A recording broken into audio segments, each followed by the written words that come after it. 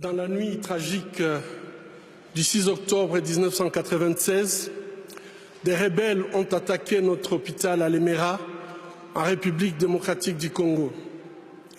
Plus de 30 personnes tuées, les patients abattus dans leurs lits, à bout portant, le personnel ne pouvant pas fuir, tué de sang-froid. Je ne pouvais pas imaginer que ce n'était que le début. Obligés de quitter Lemera, en 1999, nous avons créé l'hôpital de Panzi à Bukavu, où je travaille aujourd'hui comme gynécologue obstétricien. La première patiente admise était une victime de viol ayant reçu un coup de feu dans ses organes génitaux. La violence macabre ne connaissait aucune limite. Cette violence, malheureusement, ne s'est jamais arrêtée. Un jour comme les autres, l'hôpital a reçu un appel. Au bout du fil, un collègue en larmes implorait « S'il vous plaît, envoyez-nous rapidement une ambulance. S'il vous plaît, dépêchez-vous. » Ainsi, nous avons envoyé une ambulance, comme nous le faisons habituellement. 2 heures plus tard, l'ambulance est revenue. À l'intérieur, une petite fille de juste 18 mois. Elle saignait abondamment et a été immédiatement amenée en salle d'opération. Quand je suis arrivé, les infirmières, toutes en larmes, la vessie du nourrisson, son appareil génital, son rectum étaient gravement endommagés par la pénétration d'un adulte. Nous prions en silence. Mon Dieu, dites-nous que ce que nous voyons n'est pas vrai. Dites-nous que c'est un mauvais rêve. Dites-nous qu'au réveil, tout ira bien. Mais ce n'était pas un mauvais rêve. C'était la réalité. C'est devenu notre nouvelle réalité en République démocratique du Congo. Quand un autre bébé est arrivé, j'ai réalisé que ces problèmes ne pouvaient pas trouver une solution au bloc opératoire, mais qu'il fallait se battre contre les causes profondes de ces atrocités. Je me suis rendu au village de Kavumu pour parler avec les hommes. Pourquoi vous ne protégez pas vos bébés, vos filles et vos femmes?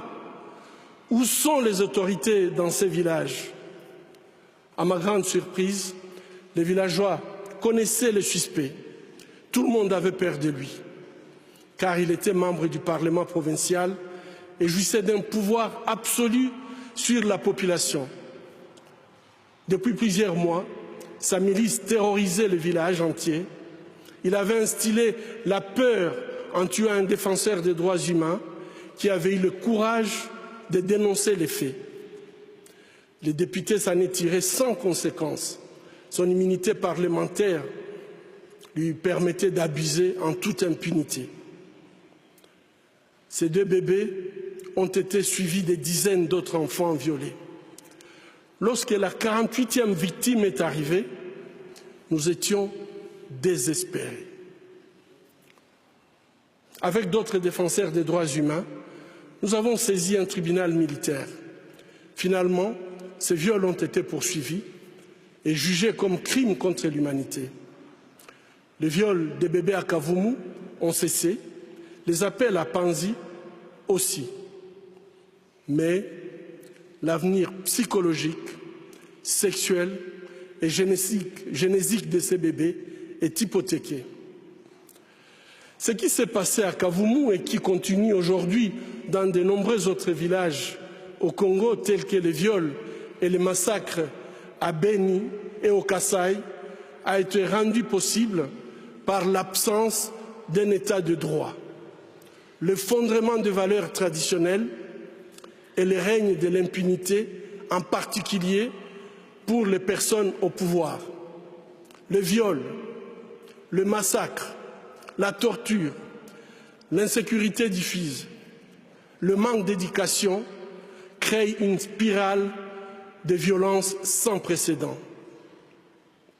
Le bilan humain de ces chaos pervers et organisés a été des centaines de milliers de femmes violées, plus de 4 millions de personnes déplacées à l'intérieur du pays et la perte de 6 millions de vies humaines. Imaginez l'équivalent de toute la population de Danemark décimée. Les gardiens de la paix et les experts des Nations Unies n'ont pas été épargnés. Plusieurs ont trouvé la mort dans l'accomplissement de leur mandat. La mission des Nations Unies en République démocratique du Congo reste présente jusqu'à ces jours afin que la situation ne dégénère pas davantage. Nous leur sommes reconnaissants. Cependant, malgré leurs efforts, cette tragédie humaine se poursuit sans que tous les responsables ne soient poursuivis. Seule la lutte contre l'impunité peut briser la spirale de violence. Et nous avons tous le pouvoir de changer le cours de l'histoire lorsque les convictions pour lesquelles nous nous battons sont justes. Vos Majestés, Vos Altesses royales, Excellences, distingués membres du Comité Nobel, chère Madame Nadia Mourad, Mesdames et Messieurs, amis de la paix, c'est au nom du peuple congolais que j'accepte le prix Nobel de la paix. C'est à toutes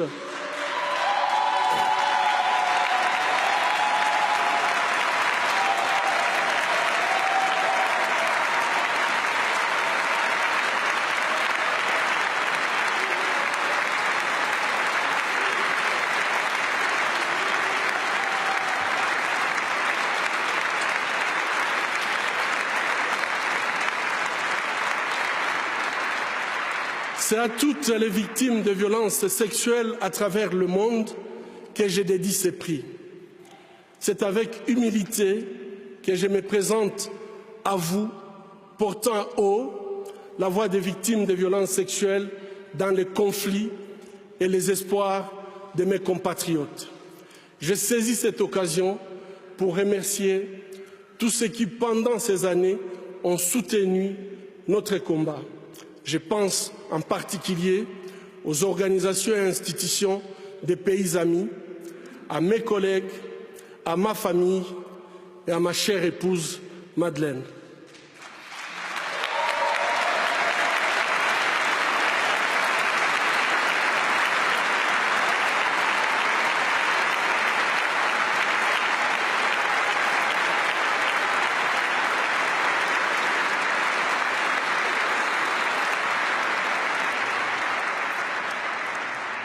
Je m'appelle Denis Mukwege. Je viens d'un pays le plus riche de la planète. Pourtant, le peuple de mon pays est parmi les plus pauvres du monde. La réalité troublante est que l'abondance de nos ressources naturelles, or, coltan, cobalt et d'autres minéraux stratégiques, alimente la guerre, source de la violence extrême et de la pauvreté abjecte en République démocratique du Congo. Nous aimons tous les belles voitures, les bijoux, les gadgets. J'ai moi-même un smartphone. Ces objets contiennent des minéraux qu'on trouve chez nous, souvent extraits dans des conditions inhumaines par des enfants jeunes qui sont victimes d'intimidation et de violences sexuelles. En conduisant votre voiture électrique, en utilisant votre smartphone, en admirant vos bijoux, réfléchissez un instant au coût humain de la fabrication de ces objets. En tant que consommateur, le moins que l'on puisse faire,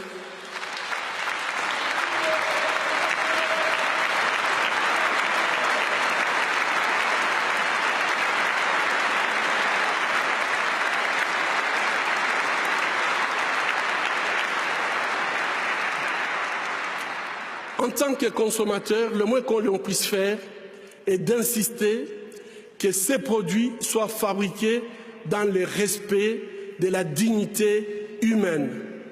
Fermer les yeux devant les drames, c'est être complice. Ce ne sont pas seulement les auteurs de violences qui sont responsables de leurs crimes, mais aussi ceux qui choisissent de détourner les regards.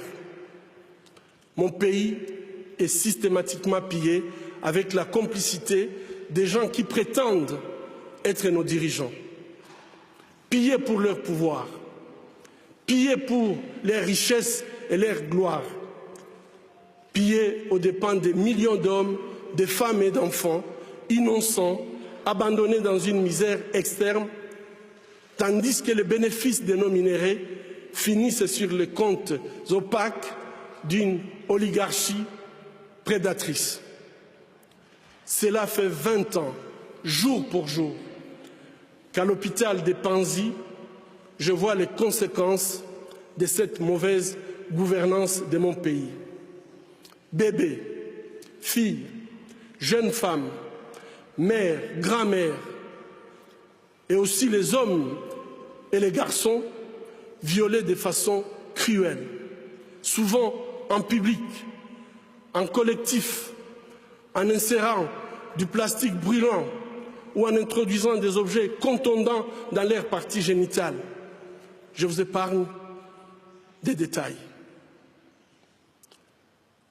Le peuple congolais est humilié, maltraité, massacré depuis plus de 2 décennies au vu et au su de la communauté internationale. Aujourd'hui, grâce aux nouvelles technologies d'information et de la communication, plus personne ne peut dire « je ne savais pas ». Avec ce prix Nobel de la paix, j'appelle le monde à être témoin et je vous exhorte à vous joindre à nous pour mettre fin à cette souffrance qui fait honte à notre humanité commune. Les habitants de mon pays ont désespérément besoin de la paix. Mais comment construire la paix sur des fausses communes? Comment construire la paix sans vérité ni réconciliation? Comment construire la paix sans justice ni réparation? Au moment où je vous parle, un rapport est en train de moisir dans les tiroirs d'un bureau à New York. Il a été rédigé à l'issue d'une enquête professionnelle et rigoureuse sur les crimes de guerre et les violations des droits humains perpétrés au Congo. Cette enquête nomme explicitement des victimes, des lieux, des dates, mais élude les auteurs. Ces rapports du projet Mapping, établi par le Haut Commissariat des Nations Unies aux droits humains, décrit pas moins de 617 crimes de guerre et crimes contre l'humanité, et peut-être même des crimes de génocide. Qu'attend le monde pour qu'il soit pris en compte?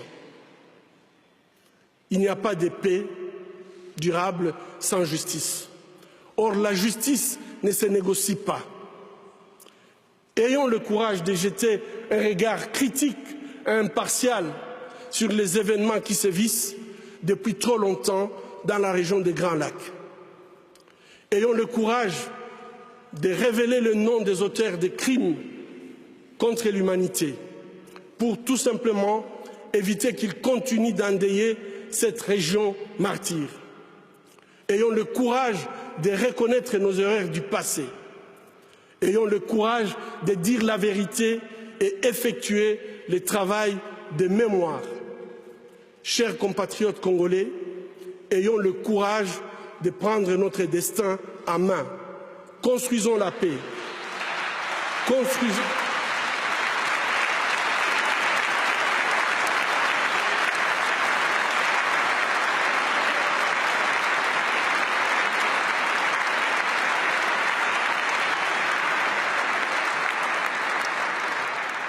Construisons la paix, construisons l'avenir de notre pays.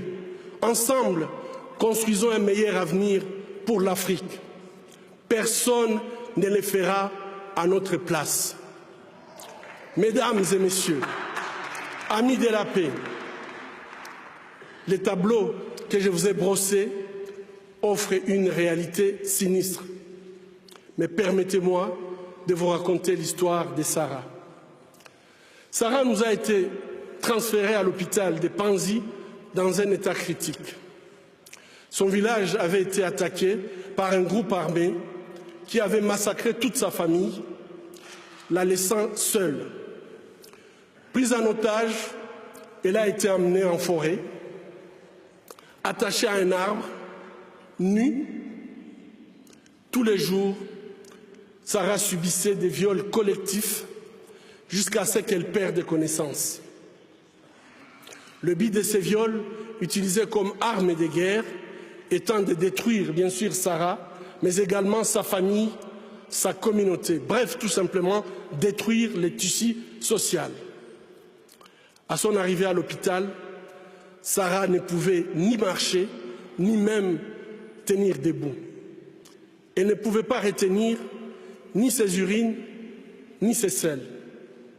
À cause de la gravité de ses blessures, génito-urinaires et digestives, couplées à une infection surajoutée, personne ne pouvait imaginer qu'elle serait un jour à mesure de se remettre sur ses pieds. Pourtant, chaque jour qui passait, le désir de continuer à vivre brillait dans ses yeux. Chaque jour qui passait, c'était elle qui encourageait le personnel soignant à ne pas perdre espoir. Chaque jour qui passait, Sarah se battait pour sa survie. Aujourd'hui, Sarah, c'est une belle femme, souriante, forte, charmante. Sarah s'est engagée à aider les personnes ayant vécu une histoire semblable à la sienne. Sarah a reçu 50 $ américains, une allocation que notre maison de transit d'Orcas accorde aux femmes souhaitant reconstruire leur vie sur le plan socio-économique. Aujourd'hui, Sarah dirige sa petite entreprise. Elle a acheté un petit terrain. La Fondation Panzi l'a aidé avec des tôles pour faire un toit. Elle a pu se construire une maison. Elle est autonome et elle est très fière d'être autonome. Son histoire montre que même si une situation est difficile et semble désespérée, avec la détermination, il y a toujours de l'espoir au bout du tunnel. Si une femme comme Sarah n'abandonne pas, qui sommes-nous pour le faire? Ceci est bien sûr l'histoire de Sarah. Sarah est congolaise, mais il y a des Sarah en République centrafricaine, en Colombie, en Bosnie, au Myanmar, en Irak et dans bien d'autres pays en conflit dans le monde. À Panzi, notre programme de soins holistiques, qui comprend un soutien médical, psychologique, socio-économique et juridique, montre que même si la route vers la guérison est longue et difficile, les victimes ont le potentiel de transformer leur souffrance en pouvoir. Elles peuvent devenir des actrices de changements positifs dans la société. C'est le cas déjà à la Cité de la Joie, notre centre de réhabilitation à Bukavu, où les femmes sont aidées pour reprendre leur destin en main. Cependant, elles ne peuvent pas y arriver seules et notre rôle est de les écouter. Comme aujourd'hui, nous écoutons Madame Nadia Mourad. Chère Nadia, votre courage, votre audace, votre capacité à nous donner espoir sont une source d'inspiration pour le monde entier, mais pour moi spécialement. Le prix Nobel de la paix qui nous est décerné aujourd'hui n'aura de valeur réelle que s'il peut changer concrètement la vie des victimes de violences sexuelles de par le monde, et contribuer à ramener la paix dans nos pays. Alors, que pouvons-nous faire? Ou bien, que pouvez-vous faire? Premièrement, c'est notre responsabilité à tous d'agir dans ce sens. Et agir, c'est un choix. C'est un choix d'arrêter ou non la violence à l'égard des femmes, de créer ou non une masculinité positive qui promeut l'égalité des sexes en temps de paix comme en temps de guerre.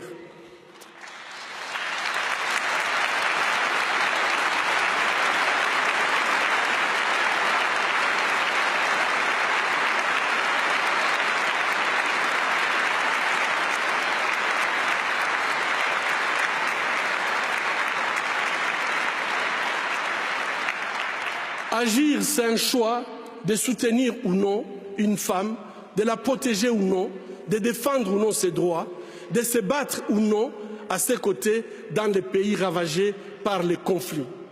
Finalement, c'est un choix de construire ou non la paix dans les pays en conflit.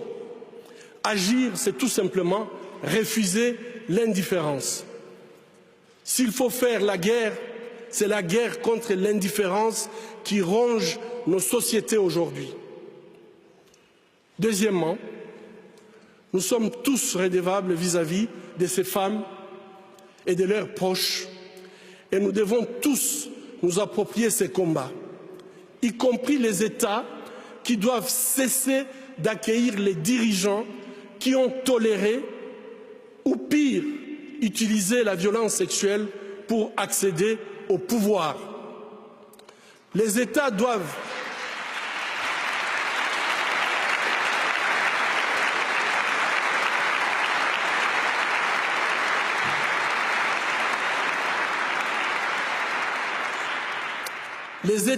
cesser de les accueillir avec les tapis rouges. Et plutôt, les États doivent tracer une ligne rouge contre l'utilisation de viols comme arme de guerre. Une ligne rouge qui serait synonyme de sanctions économiques, politiques et de poursuites judiciaires. Poser un acte juste n'est pas difficile. Poser un acte juste n'est pas difficile, c'est une question de volonté politique. Troisièmement, nous devons reconnaître les souffrances des survivantes de toutes les violences faites aux femmes dans les conflits armés et les soutenir de façon holistique dans leur processus de guérison. Ici, j'insiste sur les réparations.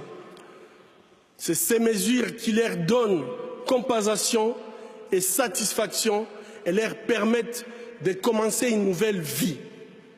Ça, c'est un droit humain. J'appelle les États à soutenir l'initiative de la création d'un fonds mondial de réparation pour les victimes de violences sexuelles dans les conflits armés.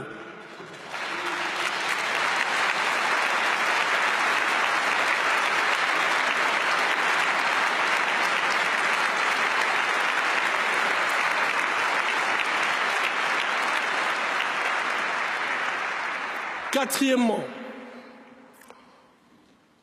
au nom de toutes les veuves, de tous les veufs, des orphelins des massacres commis en République démocratique du Congo et de tous les Congolais épris de paix, j'appelle la communauté internationale à enfin considérer les rapports du projet Mapping et ses recommandations.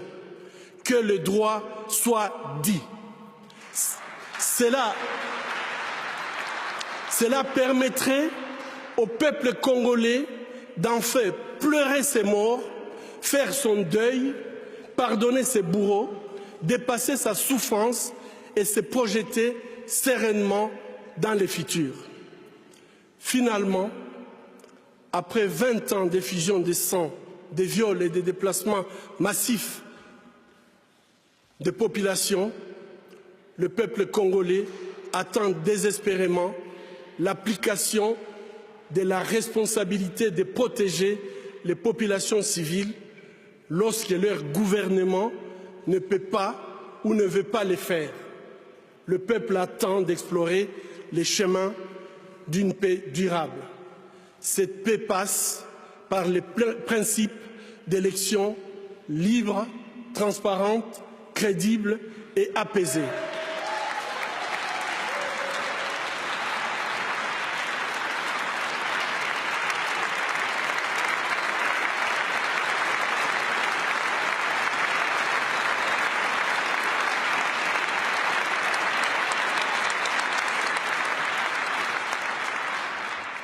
Au travail, peuple congolais, bâtissons un État où le gouvernement est au service de sa population, un État de droit, émergent, capable d'entraîner un développement durable et harmonieux, non seulement en République démocratique du Congo, mais dans toute l'Afrique.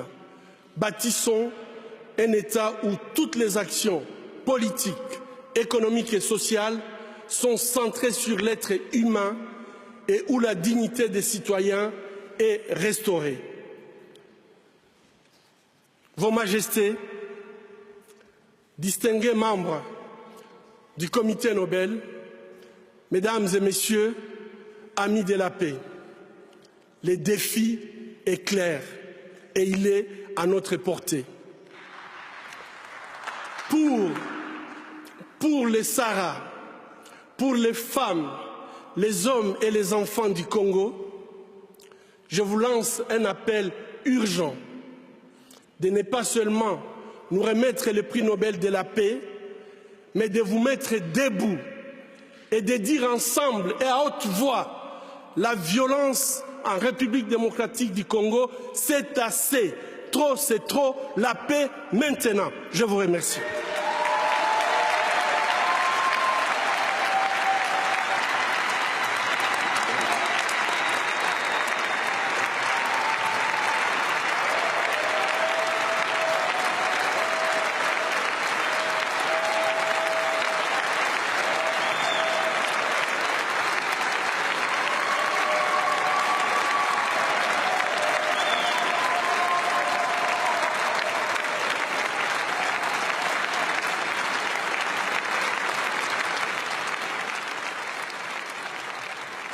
Voilà, incroyable discours du docteur Mukwege qui vient de recevoir son prix Nobel de la paix avec Nadia Mourad, que l'on a également entendu auparavant. Le docteur Mukwege, je vous rappelle, qui est gynécologue en RDC. Il a soigné par milliers des victimes de violences sexuelles. C'est au nom du peuple congolais, a-t-il dit, que j'accepte le Nobel de la paix. Un discours sans détour. Il a dédié ce prix aux victimes des violences sexuelles. Il a dénoncé une absence d'un état de droit en RDC, le règne de l'impunité pour les personnes au pouvoir. En rappelant que le conflit a fait 6 millions de morts là-bas. Seule la lutte contre l'impunité, dit-il, peut cesser la spirale de la violence. Standing ovation actuellement pour le docteur Mukwege et pour Nadia Mourad qui, elle, également a reçu le Nobel de la paix, qui a été victime de violences sexuelles de la part du groupe État islamique.